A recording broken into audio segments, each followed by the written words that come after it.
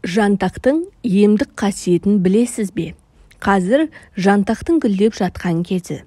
Оны ауыл тұрғындары малдың қыстық азығы ретінде пайдаланатыны белгілі.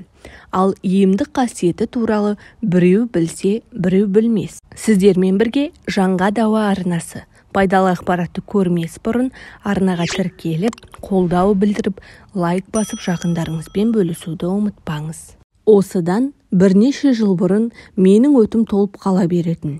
Асқазаным қыжылдайтынды да, қалаған нәрсемді жей алмай қор болатынмын. Тіпті кейде астың сіңуінің өзі қиынға соғушы еді. Дәрігерге көрініп, үнемі дәрі қабылдаумен жүретінмін. Бірақ дәрі ішуден, укол салдырудан да адам шаршайды екен. Өтім толып аузыма ащы запыранның дәмі келіп, қиналып отырғанымда, үйге көптен бері көрмеген бір ағайынымыз келіп қалды. Мазамның болмай отырғанын кіржиген қабағымнан байқаған ол кісі, бір жерің ауырып отыр ма деп сұрады. Мен ас қорыту жолдарының дұрыс жұмыс істемейтінін айтып ем, ол дәл қазір жантақтың гүлдеп жатқан кезі. Соны көп қылып орып әкеліп қойда, майдалап турап, шай секілді демдеп ішіп жүр.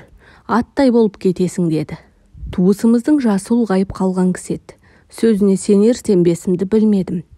Қарттықпен бірдеңені шатастырып айтып қалса, бекерге уланып қалармын деп қорқтым. Сөйтіп ол кісіге мақұл деп бас изегенім болмаса, айтқанын орындай қойғаным жоқ. Біраз уақыттан кейін әскерде бірге болған досымды көшеде кездестіріп қалдым. Қала сыртында саяжайы бар екен. Ол мені сонда қонаққа шақырды. Таза ауамен тыныстап, есік алдындағы хауызына шомылдық. Досым кәуап әзірледі. Әйелік ет асты, дастарханды тәтті-пәттілерге толтырды. Көкөністен жасалған салаттардан ғана ауыз тиіп, еттен жасалған тағамдардан түртіп қана қойғанымды байқаған досым, неге тамақ жемей отырғанымды сұрады. Мен ауруымды айтып едім, ол маған күле қарап, сен қорықпай жей бер, мен оны сіңдіретін нәрсе табамын деді. Мен ащы су құятын шығар деп ойладым. Ондайды шалмаймын деп сызылдым. Шыны керек, ол да жақпайтын. Сонымен досым маған күштеп кәуапты да, бес бармақты да жегізді. Бірер сағаттан кейін әйелі шай демдеп әкелді. Дәмі өзгешелеу екен. Жеп отырмын, қандай шай деп сұрауға ұяламын. Не керек? Қанша күшті тамақ жегеніммен, сол күні мен түнде тыныш ұйықтадым.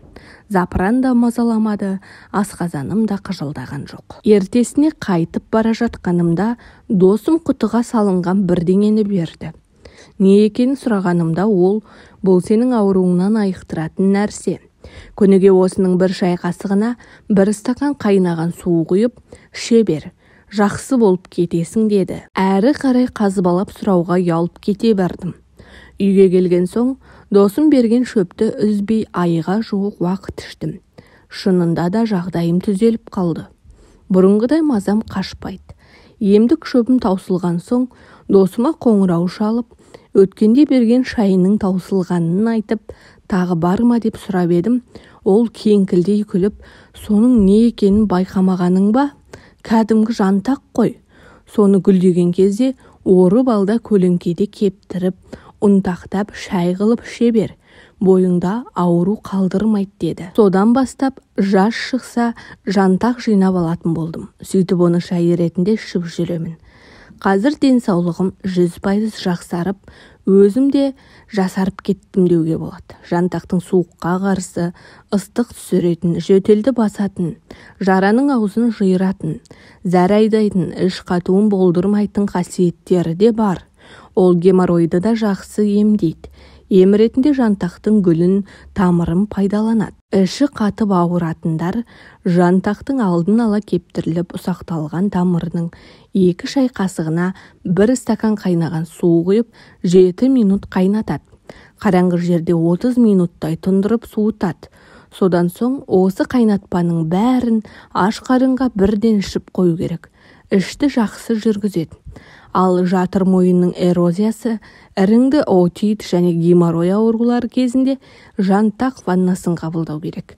Ол үшін жантақтың 4 ас қасығына 500 мл қайнаған су құйып, оны 2 сағат тұндырып қояды. Содан соң онымен ауырған жеріңізді жуасыз.